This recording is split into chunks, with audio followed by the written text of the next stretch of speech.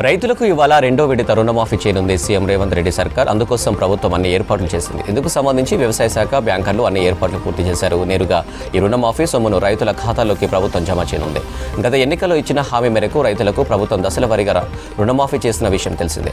గత అసెంబ్లీ ఎన్నికల సమయంలో అధికారంలోకి రాగానే రైతులకు 2 లక్షల వరకు రుణమాఫీ చేస్తామని కాంగ్రెస్ హామీ ఇచ్చింది. రైతు రుణమాఫీకి మార్గదర్శకాలు కూడా విడుదల చేసింది. పాస్బుక్లో ఉన్న వారందరికీ రుణమాఫీ చేస్తామని గతంలోనే చెప్పింది. ఆగస్టు 15లోగా అర్హులైన వారందరికీ రుణమాఫీ చేసే ప్రక్రియ పూర్తి చేస్తామని గతంలో ప్రకటించింది ప్రభుత్వం.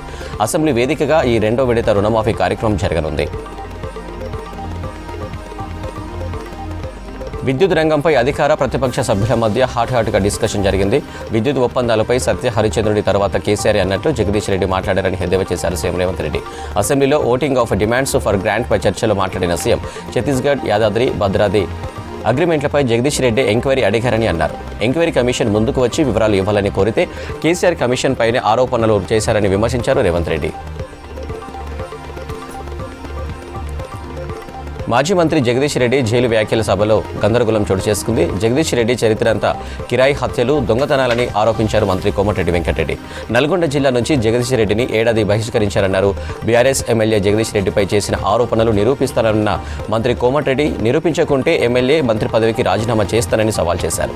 అధికార పార్టీ సభ్యులు చేసిన ఆరోపణలు నిరూపిస్తే సభలో ముక్కు నేలకు రాస్తానన్నారు బీఆర్ఎస్ ఎమ్మెల్యే జగదీష్ రెడ్డి.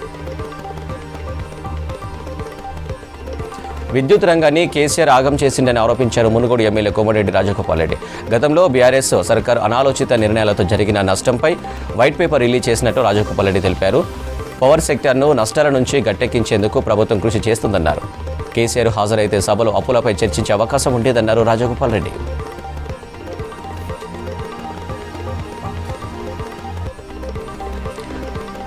అసెంబ్లీలో వీధి కుక్కలపై మాజీ మంత్రి సబిత, మాజీ మంత్రి జగదీష్, మంత్రి పొన్నం ప్రభాకర్ మధ్య డైలాగ్ వార్ జరిగింది. గురుకులాల్లో విద్యార్థులకు ఇబ్బందులు ఉన్నాయని అన్నారు సబిత. హాస్టల్స్లో ఉంటే ఎలుకలు కొరుకుతాయి, బయట ఉంటే కుక్కలు కరుస్తున్నాయన్నారు. మున్సిపల్ శాఖ మంత్రిగా కేటీఆర్ ఉన్నప్పుడు అమ్మరిపేటలో ప్రదీప్ను కుక్కలు కరిచి చంపాయని గుర్తు చేశారు పొన్నం. అప్పుడు కేటీఆర్ ఏం చేశారన్నారు. ఆ వెంటనే పొన్నం మాట్లాడే సందర్భంలో రన్నింగ్ కామెంట్ చేశారు జగదీష్ రెడ్డి. జగదీష్ రెడ్డిపై ఆగ్రహం వ్యక్తం చేశారు పొన్నం ప్రభాకర్. మాజీ మంత్రులుగా, సీనియర్ నాయకులుగా ఉండే ఇష్టం వచ్చినట్టు మాట్లాడవద్దన్నారు. తాను హైదరాబాద్ జిల్లా మంత్రిగా ఉన్నందుకే కుక్కల విషయం స్పందిస్తున్నానన్నారు పొన్నం. వీధి కుక్కలపై ప్రభుత్వం అన్ని చర్యలు తీసుకుంటుందన్నారు.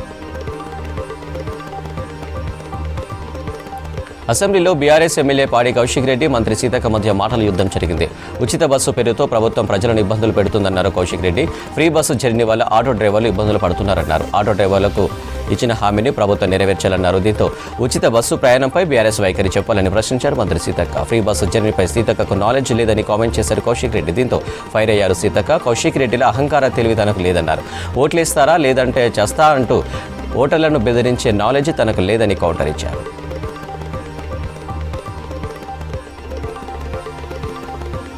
గతంలో రైతుల పొలాల్లో మీటర్లు పెట్టడానికి కేసీఆర్ ఒప్పుకోలేదన్నారు మాజీ మంత్రి సూర్యాపేట ఎమ్మెల్యే జగదీష్ రెడ్డి. విద్యుత్ మీటర్లపై సీఎం రేవంత్ రెడ్డి ప్రజలను పక్కదారి పట్టిస్తున్నారని ఆరోపించారు జగదీష్ రెడ్డి. కేంద్రం ఇచ్చే 30,000 కోట్లను బీఆర్ఎస్ హయాంలో వదులుకున్నట్లు చెప్పారు.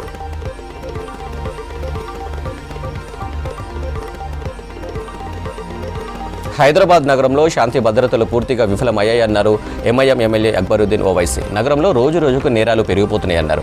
హైదరాబాద్లో లా అండ్ ఆర్డర్ సమస్యపై తాను హరీష్ రావు మాట్లాడితే రిప్లై వచ్చిందన్నారు. మళ్లీ నగరంలో 3 హత్యలు చోటు చేసుకున్నాయని తెలిపారు. లా అండ్ ఆర్డర్ నగరంలో ఎక్కడ ఉందో చెప్పాలని ప్రభుత్వాన్ని ప్రశ్నించారు. టాస్క్ ఫోర్స్ పోలీసుల పని నేరస్తులను పట్టుకోవడమేనని అన్నారు. కానీ వాళ్ళు రాత్రి అయితే లాఠీచార్జ్ చేస్తున్నారని అన్నారు. టాస్క్ ఫోర్స్ పోలీసులు ఉన్నది క్రిమినల్స్ను పట్టుకోవడానికి అని అన్నారు. కానీ సామాన్యులపై లాఠీచార్జ్ చేయడానికి కాదన్నారు.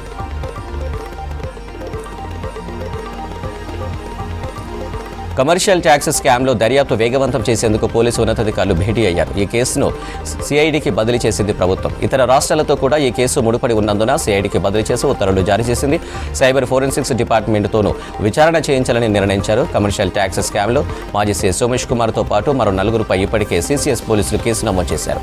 జీఎస్టీ పన్ను చెల్లింపులో మోసం జరిగిందని పోలీసులకు commercial tax joint commissioner Ravi Kanuri complaint చేశారు. దీంతో సిసిఎస్ పోలీసులు విచారణ ముమ్మరం చేశారు. Big lip technology and solutions private limited దాఖలు చేసిన ఐటీ రిటర్న్స్ పై కమర్షియల్ ట్యాక్స్ డిపార్ట్మెంట్ ఆడిట్ నిర్వహించింది. ఐటీ రిటర్న్స్ లో భారీగా వ్యత్యాసాలు రావడంతో ఈ కేసు వెలుగులోకి వచ్చింది.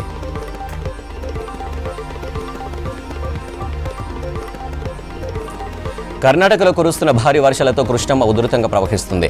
ఎగువ నుంచి వస్తున్న వరద నీటితో శ్రీశైలం డ్యాంకు భారీగా వరద నీరు చేరుతుంది. దీంతో ప్రాజెక్టు 3 గేట్లను ఎత్తి 80,000 క్యూసెక్ల నీటిని నాగార్జున సాగర్కు వదులుతున్నారు అధికారులు. ప్రస్తుతం ప్రాజెక్టులోకి 4,47,210 క్యూసెక్ల ఇన్ఫ్లో కొనసాగుతుంది. ప్రాజెక్టు పూర్తి సామర్థ్యం 885 అడుగులు కాగా ప్రస్తుతం 849.90 అడుగుల వరకు నీరు చేరింది. ఎగువన కురుస్తున్న వర్షాలకు నల్గొండ జిల్లాలోని నాగార్జున సాగర్ ప్రాజెక్టుకు భారీగా వరద నీరు చేరుతుంది. ప్రాజెక్టు 54,438 క్యూసెక్ల ఇన్ఫ్లో ఉండగా దిగువకు 6,744 క్యూసెక్ల నీటిని విడుదల చేస్తున్నారు అధికారులు. ప్రాజెక్టు పూర్తిస్థాయి నీటి మట్టం 590 అడుగులు కాగా ప్రస్తుత నీటి మట్టం 511 అడుగులకు చేరింది. అటు సాగర్లో ప్రస్తుత నీటి నిల్వ 134 టీఎంసీలుగా నమోదైంది. రాష్ట్రంలో మరో 2 రోజుల పాటు తేలికపాటు నుంచి మోస్తరు వర్షాలు కురిసే అవకాశం ఉందని వాతావరణ శాఖ తెలిపింది. ఇవాళ రేపు అక్కడక్కడ వర్షాలు పడే అవకాశం ఉన్నట్లు అంచనా వేసింది. నేటి నుంచి 3 రోజుల పాటు చాలా జిల్లాల్లో గంటకు 30 నుంచి 40 కిలోమీటర్ల వేగంతో బలమైన గాలులు వీచే అవకాశం ఉందని తెలిపింది వాతావరణ శాఖ.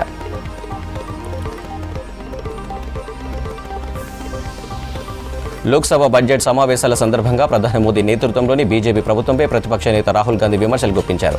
2024 బడ్జెట్ మధ్య తరగతి ప్రజలను మోసం చేసిందని ఆరోపించారు. లోక్సభలో కేంద్ర బడ్జెట్పై చర్చలో భాగంగా కేంద్రం తీరుపై ఫైర్ అయ్యారు రాహుల్. బీజేపీ ప్రభుత్వం ఆధునిక చక్ర వ్యూహం నిర్మించి అందులో రైతులు, విద్యార్థులు, మధ్యతరగతితో పాటు ఇతర వర్గాల వారు చిక్కుకునేలా చేస్తుందని మండిపడ్డారు. అటు ట్యాక్స్, టెర్రరిజంతో దేశ ఆర్థిక వ్యవస్థ నాశనమైందన్నారు రాహుల్.